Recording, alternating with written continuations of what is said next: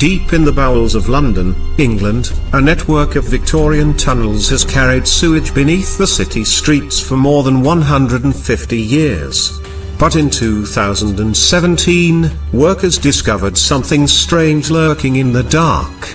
Longer than the famous Tower Bridge and almost as heavy as a blue whale, it's a monster of strangely human origin.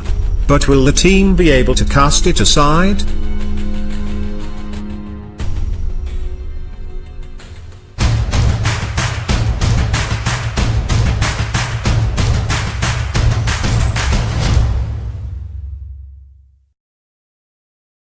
At the beginning of the 19th century, London was home to around 3 million people.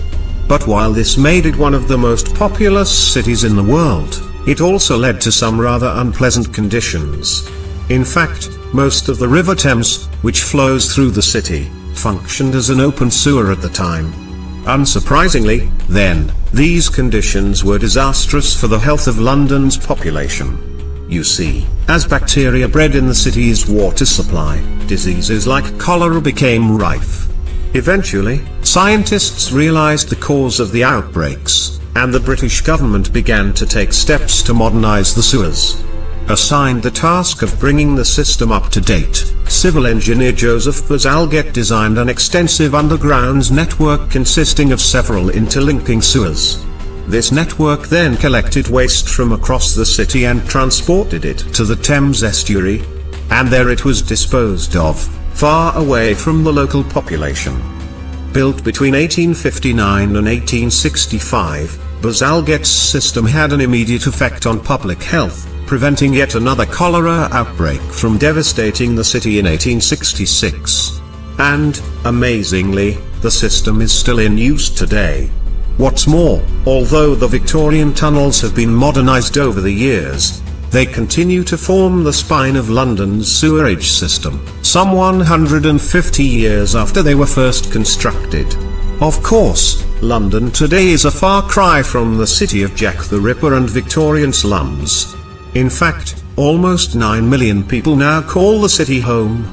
But as London's sewerage system was designed to cope with the waste from a population of 4.5 million at most, the antique tunnels sometimes struggle to keep up with the current demand.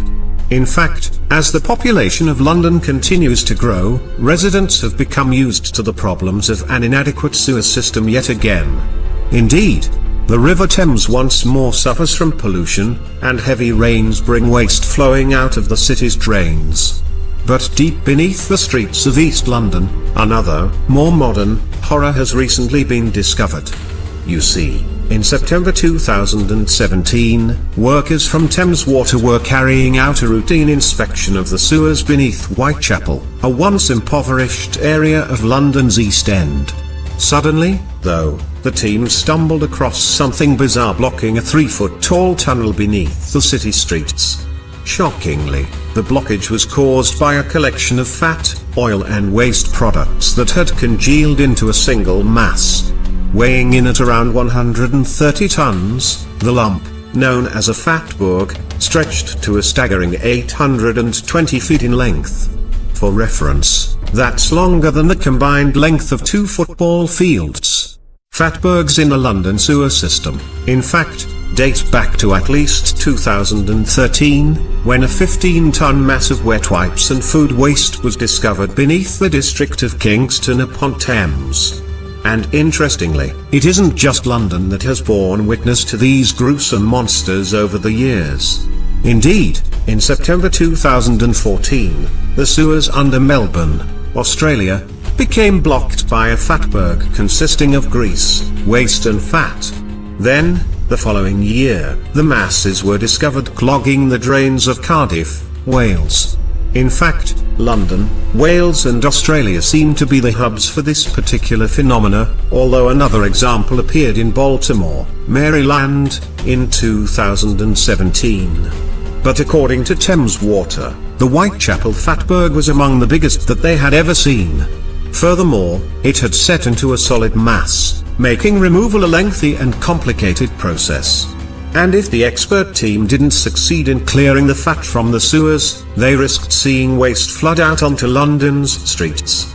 Soon after the discovery of the Fatberg, then, 8 employees from Thames Water were assigned the task of trying to break it up. Dressed in protective clothing, the crew used shovels and high-pressure hoses to chip away at the blockage. However, it breaking through the mass of congealed waste was no mean feat. Matt Rimmer, the head of waste networks for Thames Water, explained the difficulties in a 2017 interview with the London Evening Standard.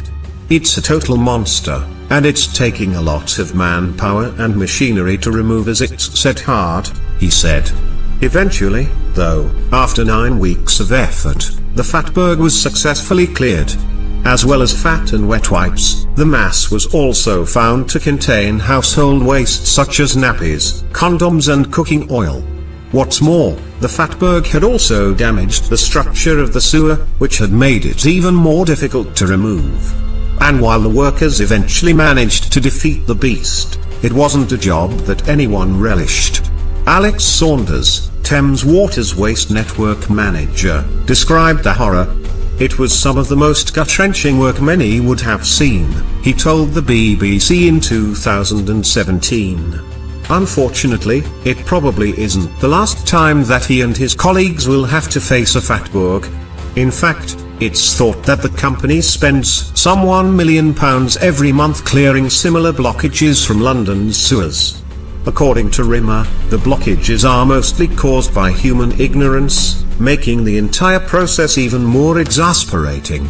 It's frustrating as these situations are totally avoidable and caused by fat, oil and grease being washed down sinks and wipes flushed down the loo, he told The Guardian in 2017.